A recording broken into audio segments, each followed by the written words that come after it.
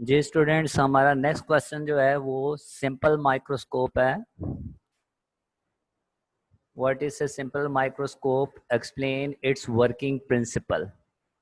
Question आप लिख लें। क्वेश्चन है what is a simple microscope, explain it's working principle. तो सिंपल माइक्रोस्कोप में मेन हेडिंग के फौरन बाद जो है हमारे पास बेसिकली सिंपल माइक्रोस्कोप की डेफिनेशन है, जिसमें हमने बताना है कि सिंपल माइक्रोस्कोप जो होता है वो बेसिकली एक कन्वेक्स लेंस होता है, कन्वर्जिंग लेंस जिसको हम कहते हैं, और एक छोटे से ऑब्जेक्ट का या किसी भी ऑब्जेक्ट का लार्ज इमेज जो है वो हमें प्रोड्यूस करके देता है।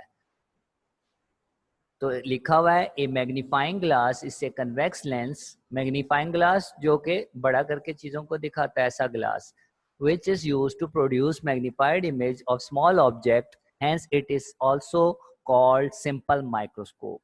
तो सिंपल माइक्रोस्कोप जो है बेसिकली मैग्नीफाइंग ग्लास ही होता है। जो आगे हम पढ़ेंगे अगला टॉपिक अगर आप देखें तो ये लिखा हुआ है कंपाउंड माइक्रोस्कोप। तो ये आपके लैब में जो माइक्रोस्कोप होता है वो कंपाउंड माइक्रोस्कोप होता है, उसमें एक से ज्यादा लेंसेज लगे होते हैं।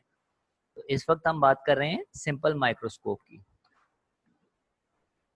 तो फर्स्ट टू लाइंस जो मैंने बताई हैं कॉल्ड सिंपल माइक्रोस्कोप तक, ये डेफिनेशन है हमारे पास सिंपल माइक्रोस्कोप की। उसके बाद इन शॉर्ट इसकी एक्सप्लेनेशन है। वो कहता है कि ऑब्जेक्ट जो है वो लेंस का जो फोकल लेंथ है उसके अंदर जो है वो ऑब्जेक्ट को रखा जाता है। आसान लफ्जों में ऑप्टिकल सेंटर और प्रिंसिपल फोकस, ऑप्टिकल सेंटर और प्रिंसिपल फोकस के दरमियान में ऑब्जेक्ट रखा जाता है ताकि उसका मैग्नीफाइड इमेज, लार्ज इमेज जो है वो हमें इंसानी आंख के नियर पॉइंट यानी कि 25 सेंटीमीटर पे हासिल हो जाए। और वो इमेज जो होता है वो इरेक्ट होता है और मैग्नीफाइड होता है। 25 सेंटीमीटर क्यों लिखा है? नॉर्मल ह्यूमन आई जो होती है उसका नियर पॉइंट यानी कि नज़दीक से नज़दीक जो कोई चीज़ देख सकता है वो 25 सेंटीमीटर होती है। और इस 25 सेंटीमीटर को ये डायग्राम में देखें डी से रिप्रेजेंट करते हैं। डी जो है वो नियर पॉइंट का सिंबल है हमारे पास। तो ये पैराग्राफ जो है हमारे पास ये एक्सप्लेनेशन है जिसमें हमने बताया ऑब्जेक्ट हमेशा फोकल लेंथ के अंदर अंदर यानी कि ऑप्टिकल सेंटर और प्रिंसिपल फोकस के दरमियान में रखा जाता है। फिर उसका मैग्नीफाइड और इरेक्ट इमेज जो होता है वो 25 सेंटीमीटर पे नियर पॉइंट पे हासिल हो जाता है। ये कैसे होता है ये हमने पीछे पढ़ा था, मैं आपको डायग्राम भी दिखाता हूँ।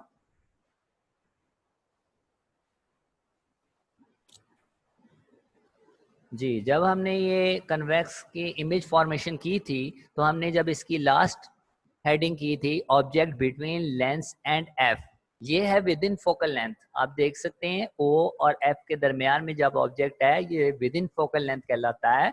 और क्या करता है ये लेंस, इसका बड़ा इमेज हमें दिखाता है, लार्जर इमेज, और इरेक्ट सीधा इमेज हमें दिखा देता है। तो ये बेसिकली प्रोसेस है जो कि मैग्नीफाइंग ग्लास के अंदर इस्तेमाल होता है। तो ये रे डायग्राम जो आपको यहाँ पे नजर आ रही है ये हमने बनानी भी है, मैं आपको बताऊंगा कहाँ पे बनानी है रे डायग्राम। फिलहाल हम चलते हैं सिंपल माइक्रोस्कोप की तरफ। उसके बाद नेक्स्ट हेडिंग जो है हमारे पास वो मैग्निफिकेशन या मैग्नीफाइंग पावर की है। मैग्नीफाइंग पावर का मतलब होता है जिससे लेंस की मैग्नीफाइंग पावर ज़्यादा होती है, वो ऑब्जेक्ट को क्लियर और लार्जर करके, ज़्यादा लार्जर करके हमें शो करके दिखा सकता है, ज़्यादा बड़ा करके हमें इमेज शो करता है। मैग्नीफाइंग पावर जो है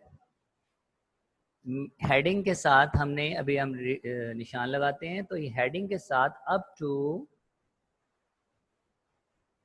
यहाँ तक ऑब्जेक्ट अपेयर्स मैग्नीफाइड, यहाँ तक जो है ये हमारे पास हेडिंग है मैग्नीफाइंग पावर की।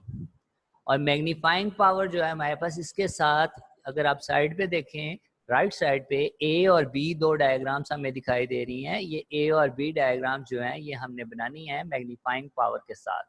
तो मैग्नीफाइंग पावर की मार्किंग मैंने बताई है स्टार्ट से लेके अपेयर्स मैग्नीफाइड तक। अब इसमें हमने यही दो डायग्राम जो हैं ए और बी डायग्राम जो हैं इनको हमने एक्सप्लेन करना है। पहले ए डायग्राम की बात करते हैं। हमने कहा कि कोई ऑब्जेक्ट है जिसकी हाइट जो है वो एच ओ ओरिजिनल हाइट जिसको हम कहते हैं, या हाइट ऑफ ऑब्जेक्ट भी इसको हम कह सकते हैं, HO हाइट ऑफ ऑब्जेक्ट, और HI नीचे देखें लिखा होगा, ये हाइट ऑफ इमेज को रिप्रेजेंट करता है। तो हमारे पास हाइट ऑफ ऑब्जेक्ट जो है वो HO से रिप्रेजेंट किया गया है, और एक ऑब्जेक्ट है जो कि इंसानी आंख से नियर पॉइंट यानी कि D के बराबर जो है वो ऑब्जेक्ट रखा गया है। इंसानी आंख का नियर पॉइंट जो होता है वो 25 सेंटीमीटर होता है। तो ऑब्जेक्ट जो है वो 25 सेंटीमीटर के फासले पर, इंसानी आंख से 25 सेंटीमीटर के फासले पर रखा गया है, और एंगल ऑफ इंक्लाइनेशन जो उसके साथ बन रही है, यानी कि आंख उसके टॉप सरफेस को जब देखती है तो हॉरिजेंटल के साथ जो एंगल बनता है वो थीटा का एंगल बनता है। तो फर्ज किया ऑब्जेक्ट जो था उसकी हाइट HO के बराबर थी, और वो इंसानी आंख से D सेंटीमीटर यानी कि 25 सेंटीमीटर यानी कि आंख के नियर पॉइंट के बराबर जो है ऑब्जेक्ट इतने फासले पर पड़ा हुआ है, और इंसानी आंख जब हॉरिजेंटल लेवल से उसकी टॉप सरफेस को देखती है तो एंगल जो है वो थीटा बनता है। उसके बाद हम आते हैं नीचे बी डायग्राम की तरफ। अब हमने क्या किया, वही ऑब्जेक्ट को हमने उठा के इंसानी आंख के करीब रख दिया। ऑब्जेक्ट जो है ए में दूर था, थोड़ा नियर पॉइंट पे था, जैसा कि नीचे भी देखें तो डी शो हुआ है, इतना दूर ऑब्जेक्ट था, लेकिन हमने उसको उठा के जो है इंसानी आंख के करीब कर दिया। अब जब इंसानी आंख इस ऑब्जेक्ट को देखती है तो वो ऑब्जेक्ट उसको ब्लर्ड नजर आता है, क्लियर नजर नहीं आता है, क्योंकि इंसानी आंख के बहुत करीब हो गया है। तो ऐसी सूरत में अब ये ऑब्जेक्ट दिखाई नहीं दे रहा है, और एंगल ऑफ इंक्लाइनेशन जो है वो पहले से इंक्रीज हो गया है, जिसको थीटा डैश से रिप्रेजेंट किया गया है। यहाँ पे आप देख सकते हैं ये थीटा डैश जो यहाँ पे शो हुआ है, ये एंगल ऑफ इंक्लाइनेशन है उस वक्त जब ऑब्जेक्ट को उठा के इंसानी आंख के करीब लेकर आए हैं। Angle of inclination theta dash. अब ये ऑब्जेक्ट दिखाई नहीं दे रहा, क्लियर ब्लर्ड नजर आ रहा है, तो हमने क्या किया, एक लेंस लिया, बेसिकली कन्वर्जिंग लेंस या मैग्नीफाइंग ग्लास, कन्वेक्स लेंस भी इसको कहते हैं, ये इंसानी आंख के पास रख दिया। अब जो है ये ऑब्जेक्ट जो है इस लेंस के विद इन फोकल लेंथ के अंदर मौजूद है। तो ये लेंस क्या करता है, इसका विजुअल इरेक्ट लार्जर इमेज जो है वो D सेंटीमीटर के फासले पर जो है वो इंसानी आंख को दिखा देता है। तो इंसानी आंख जो है इस ऑब्जेक्ट को बड़ा करके और सीधा और मैग्नीफाइड जो है वो हमें आसानी से इंसानी आंख उसको देख सकती है। तो इस लेंस का क्या काम था कि ये जो हमारे पास ऑब्जेक्ट था उसका विजुअल इमेज उसने दूर करके बना दिया D सेंटीमीटर पे, और उस इमेज की हाइट को HI से रिप्रेजेंट किया गया है, और अब इंसानी आंख को ये ऑब्जेक्ट आसानी से दिखाई दे रहा है और बड़ा दिखाई दे रहा है। तो ये जो है, ये जो हमने दो डायग्राम्स के बारे में बताया है, ये जब हम एक्सप्लेन कर लें तो उसके बाद हमने यहाँ पे हेडिंग डालनी है फार्मूला की, यानी कि मैग्नीफाइंग पावर का फार्मूला क्या है। सब हेडिंग है जो हमारे पास हेडिंग थी मैग्नीफाइंग पावर, उसकी सब हेडिंग जो है यहाँ पे फार्मूला की हेडिंग डालेंगे, और इसका फार्मूला जो है उसमें क्या लिखना है, the magnifying power in this case will be, यानी कि सिंपल माइक्रोस्कोप का मैग्नीफाइंग पावर मालूम करनी हो तो फार्मूला होता है कैपिटल M जो है वो सिंबल है मैग्नीफाइंग पावर का, theta dash divided by theta. Theta dash जो है जब करीब लेकर आए थे उस वक्त इंक्लाइनेशन थी, और थीटा जो था वो 25 सेंटीमीटर पे जब ऑब्जेक्ट था उस वक्त इंक्लाइनेशन का एंगल था। तो इनको दोनों को डिवाइड करके जो है वो मैग्निफिकेशन यानी कि मैग्नीफाइंग पावर मालूम की जा सकती है। वो कहता है कि मैग्नीफाइंग पावर का एक और भी फार्मूला है, it can be shown that the magnifying power is given by the relation. उसका दूसरा फार्मूला जो है हमारे पास वो हमारे पास नीचे मौजूद है, m is equal to theta dash over theta, ये पहले वाला था, इज इक्वल टू, चाहे थीटा डैश ओवर थीटा की वैल्यू निकाल लो या आगे जो हम लिखने लगे हैं उसकी वैल्यू निकाल लो, दोनों का जवाब जो है आंसर एक ही आता है, 1 plus D by F. 1 plus D, D क्या था, near point of the human आई था, और एफ क्या था, फोकल लेंथ को रिप्रेजेंट करता है। नीचे लिखा भी हुआ है where F is the focal length of the lens, D is the near point of the eye, it is clear from the relation that a lens of shorter focal length will have greater magnifying power. तो आप देख सकते हैं फार्मूले में अगर F की value जो है जो कि नीचे है, ओवर के नीचे मौजूद है, और इसकी वैल्यू अगर कम होती जाएगी तो ओवरऑल मैग्निफिकेशन की पावर जो बड़े एम की वैल्यू है वो बढ़ती जाएगी। तो यही लास्ट लाइन में लिखता है कि जिसकी फोकल लेंथ कम हो उसी की मैग्निफिकेशन बढ़ जाती है, इंक्रीज हो जाती है। तो ये हमारे पास थी फार्मूला की हेडिंग जो कि द मैग्नीफाइंग पावर से लेके मैग्नीफाइंग, ग्रेटर मैग्नीफाइंग पावर तक थी। उसके बाद नेक्स्ट हेडिंग है हमारे पास रिजॉल्विंग पावर। इसी में ही हमने हेडिंग डालनी है, सिंपल माइक्रोस्कोप में ही रिजॉल्विंग पावर।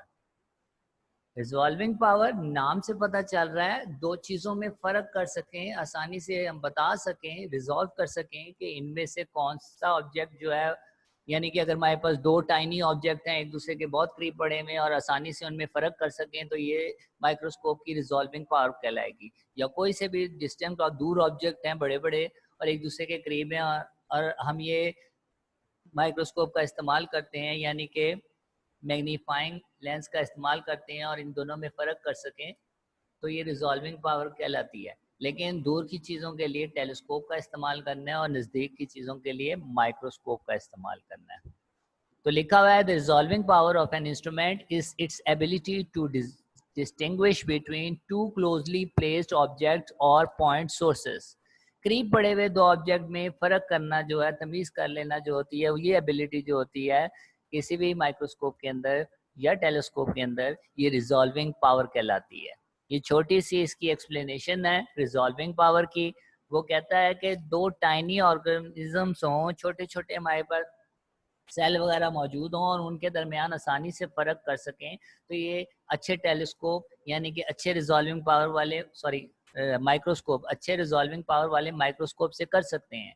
उसने लिखा है in order to see object that are close together we use an instrument of high resolving power. जिसकी रिजॉल्विंग पावर ज़्यादा हो उसके ज़रिए से जो है वो आसानी से जो है वो हम तमीज़ कर सकते हैं दो टाइनी ऑब्जेक्ट के दरमियान या कोई भी दो ऑब्जेक्ट के दरमियान। For example we use high resolving power microscope to see tiny organism, छोटे छोटे ऑर्गेनिज्म जो एक जैसे लग रहे होते हैं तो हाई रिजॉल्विंग पावर वाला माइक्रोस्कोप इस्तेमाल करते हैं।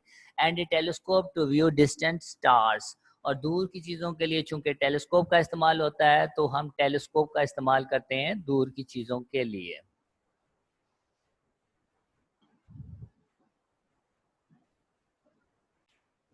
नेक्स्ट क्वेश्चन है कंपाउंड माइक्रोस्कोप।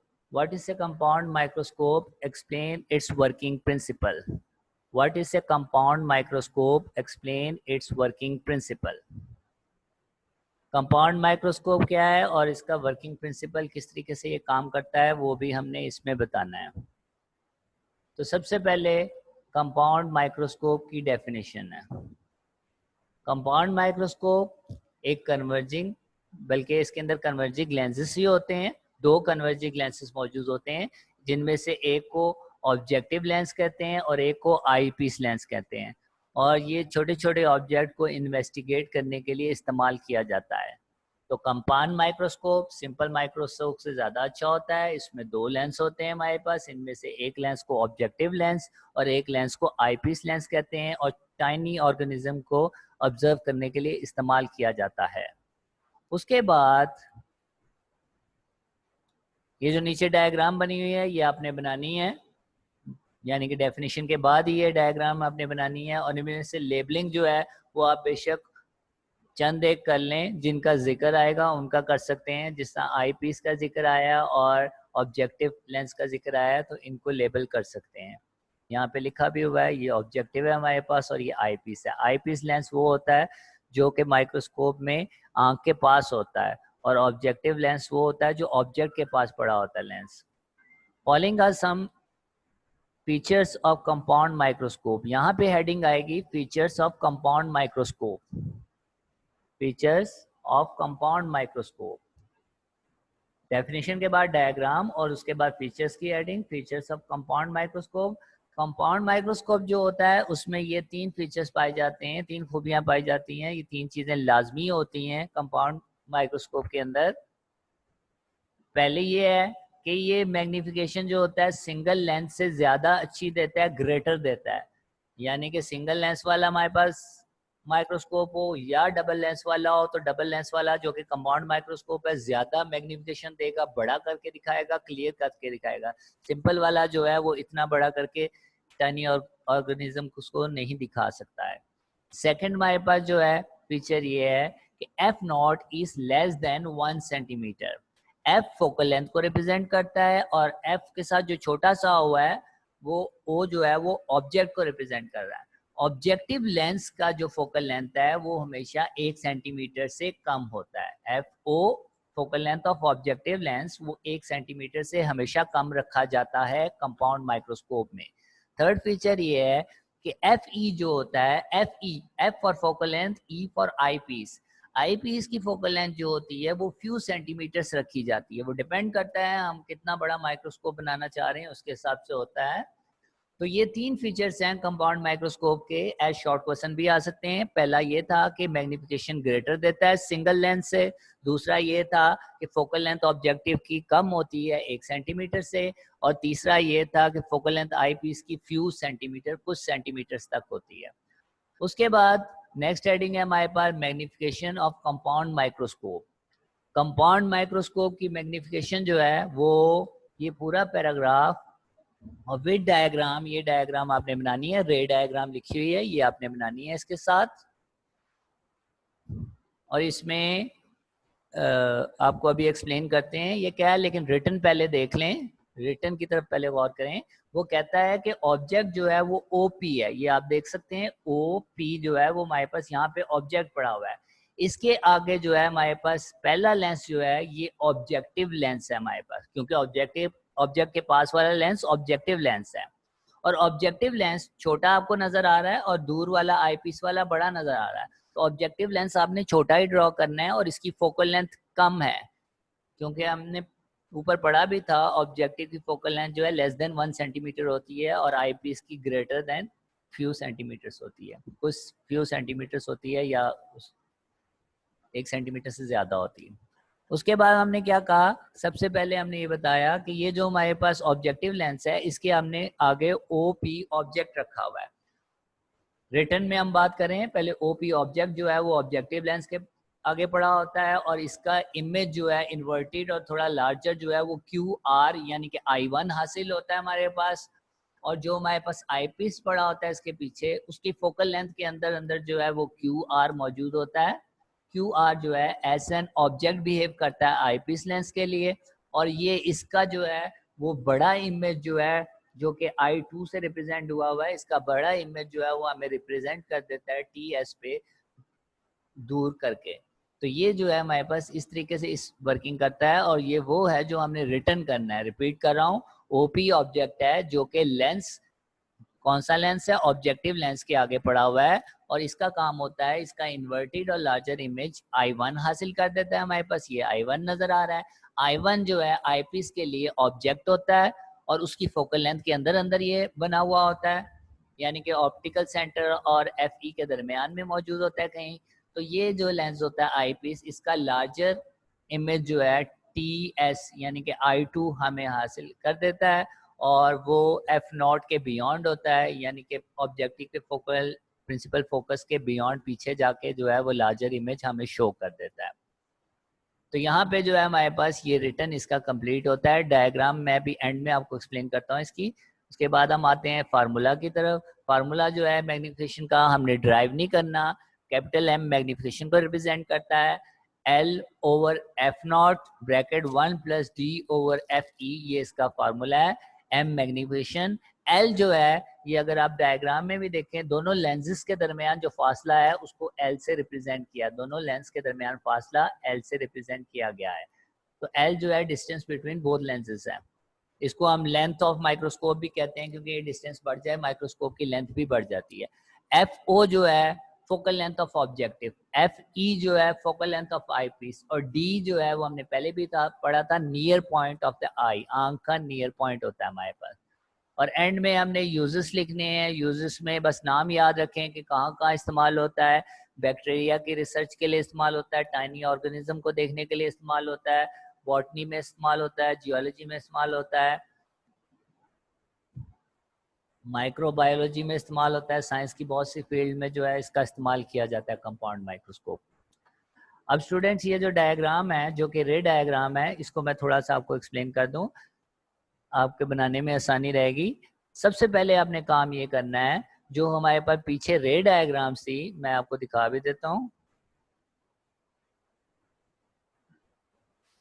ये रे डायग्राम जो हमने पढ़ी थी, इसकी जो हमारे पास रे डायग्राम नंबर C है, object between F and 2f।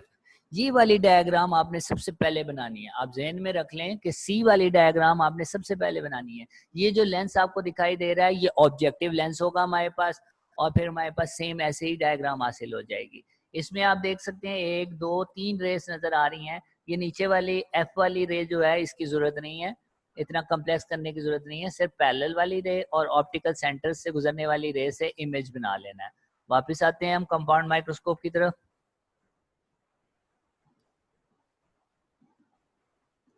तो कंपाउंड माइक्रोस्कोप में सबसे पहले हमने क्या कहा कि हमने वो सी वाली डायग्राम जो है, जो अभी मैंने दिखाई थी, वो आपने ड्रॉ करनी है। ये हमारे पास वो डायग्राम बनी हुई है। PO से लेके QR तक जो है ये सेम वही डायग्राम है, सिर्फ इसमें F0 नजर आ रहा है। इसके बियॉन्ड 2F0 भी होता है, वो उसने शो नहीं किया। दूसरी तरफ भी F0 नजर आ रहा है, इसके पीछे 2F0 भी होता है, वो उसने शो नहीं किया। F0 और 2F0 के दरमियान में ऑब्जेक्ट है OP, और उसने रे डायग्राम वैसे ही बना दी। उसके बाद आपने ये करना है कि ये रेस जो है, ये जो हमारे पास R पे रेस इंटरसेक्ट हुई थी, इनको थोड़ा सा प्रोड्यूस कर देना है, आगे की तरफ बढ़ा देना है, और फिर उनके आगे एक लेंस रख देना है, बड़ा सा करके एक लेंस शो कर देना है, आई पीस लेंस। और ये आई पीस लेंस की फोकल लेंथ जो है, ये ऑब्जेक्ट जो इसके लिए ऑब्जेक्ट है I1, इससे थोड़ा आगे करके FE करके शो कर देना है, ताकि पता चले कि इसकी फोकल लेंथ के अंदर ये इमेज आया हुआ है जो इसके लिए ऑब्जेक्ट है आई पीस का। तो हमने रेस थोड़ी आगे बढ़ाई और ये वाला लेंस हमने बाद में ड्रॉ किया। अब आगे देखिए क्या करना है। पहला काम तो हमारे पास यहाँ से लेके यहाँ तक, यानी कि जो रे डायग्राम थी, सी वाली रे diagram between F and 2F वाली, हमने ड्रॉ की थी और I1 हासिल हुआ। उसके बाद हमने क्या किया था, ये रेस को आगे बढ़ा दिया और आगे एक बड़ा सा लेंस शो कर दिया आई पीस, और इसकी फोकल लेंथ को जो है वो FE क्रॉस करके, QR को क्रॉस करके फिर FE को शो किया। उसके बाद आप देखें हमने क्या करना है, एंड में जाके F0 के पीछे जाके डॉटेड लाइन खुद से ड्रॉ करनी है। TS डॉटेड लाइन खुद से ड्रॉ करनी है, इमेज खुद से पहले बना लेना है।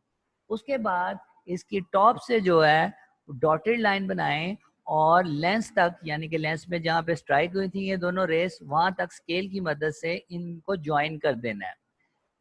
S से डॉटेड लाइन लानी है और ये रेस जहाँ पे स्ट्राइक कर रही थी लेंस के ऊपर, वहां जाके ज्वाइन कर देनी है। S से लेके पहली रे तक और S से लेके दूसरी रे तक ये डॉटेड लाइन होगी, और इसी को ही मजीद आगे बढ़ा के आपने सॉलिड लाइन ड्रॉ कर देनी है।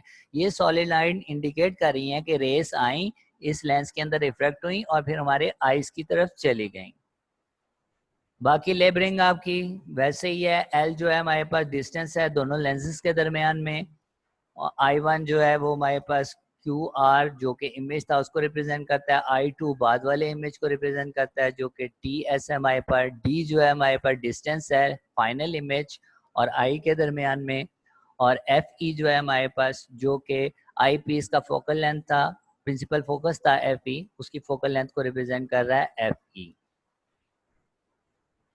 तो ये हमारे पास कंपाउंड माइक्रोस्कोप यहाँ पे ख़त्म होता है। जो लास्ट क्वेश्चन था हमारे पास, जो इससे पहले हमने किया था, उसकी रे डायग्राम रह गई थी। सिंपल माइक्रोस्कोप के एंड में आपने एक रे डायग्राम बनानी है। यहाँ पे बनी हुई है थंब के साथ एक रे डायग्राम आपको नज़र आ रही है, इसके ऊपर बनाई हुई है थंब के साथ रे डायग्राम, लेकिन इसको समझने में मुश्किल होगी। आपने क्या करना है, रे डायग्राम जो E वाली है, जो कि हमने कन्वेक्स लेंस के ये बनाई थी, formation, image formation for convex lens, इसकी जो ई डायग्राम है, object between lens and F principal focus, ये डायग्राम जो है बेसिकली आपने बनानी है। ये जो ऑब्जेक्ट है इसकी जगह पे उसने थंब शो किया हुआ है, थंब को शो करने की जरूरत नहीं है, ऐसे ही सेम ऐसे ही ई डायग्राम आपने ड्रॉ करनी है। तो ये ई डायग्राम जो है ये सिंपल माइक्रोस्कोप के एंड में रे डायग्राम की हेडिंग डाल के आपने इसको कंप्लीट करना है। तो सिंपल माइक्रोस्कोप की लास्ट हेडिंग जो थी वो रे डायग्राम थी और ये यहाँ पे कंप्लीट हो जाती है।